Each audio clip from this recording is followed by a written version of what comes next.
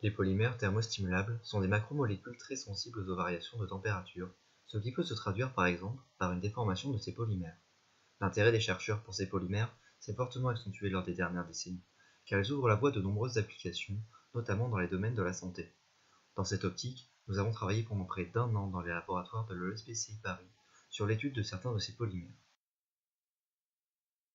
Notre objectif est de mettre en évidence par une voie électrochimique la thermosensibilité d'un polymère, c'est-à-dire son changement de comportement avec la température. Cela consiste à mesurer le courant traversant une électrode d'or sur laquelle est posé le polymère, et observer son évolution avec celle de la température.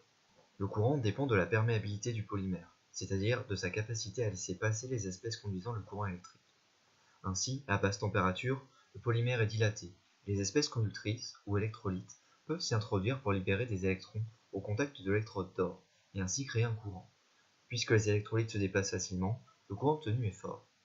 Au contraire, à haute température, le polymère est contracté, et les espèces conductrices ont plus de mal à franchir le polymère. On crée moins d'électrons sur l'électrode, et le courant est plus faible qu'à basse température. Lors de nos expériences, nous avons étudié 3 types de polymères différents, le PEGMA, le DEGMA et le TEGMA. Chacun de ces polymères est caractérisé par sa température de transition, qui correspond au passage de l'état dilaté, à haute température, vers l'état contracté, à basse température. Notre étude se fonde sur 2 axes de recherche. Mettre au point une méthode de mesure du courant traversant l'électrode et traduisant la thermosensibilité du polymère, et s'assurer de la répétabilité de cette méthode. Dans un premier temps, nous avons mis au point des électrodes dites de type résine.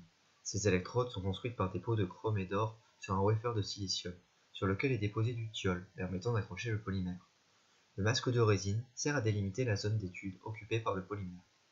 Pour nos expériences, nous avons utilisé un montage classique à 3 électrodes, auquel vient s'ajouter un système de chauffage ou de refroidissement selon la mesure. Nos électrodes sont plongées dans une solution électrolyte permettant le passage du courant. Idéalement, nous voudrions obtenir une courbe intensité potentielle comme celle-ci. L'allure des courbes est la même, mais le courant est bien plus fort à basse température. Avec cette méthode, aucun des 3 polymères d'étude ne donne un bon comportement de façon répétable.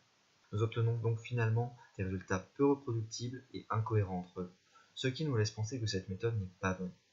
Ces problèmes semblent venir de la rétention des électrolytes par l'électrode, rétention que nous avons attribuée à la résine ou au thiol. Pour essayer de résoudre ces problèmes, nous avons ensuite mis au point des électrodes sans résine, dites électrodes de type téflon.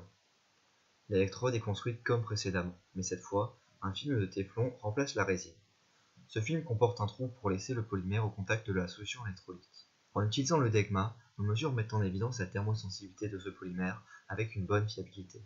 Quand on augmente la température, l'intensité du courant diminue sensiblement. Nous obtenons finalement des résultats bien plus cohérents et répétables qu'avec l'autre méthode. Cependant, les problèmes persistants de rétention nous posent encore quelques problèmes de mesure. Nous pensons qu'en l'absence de résine, cette rétention est due au thiol.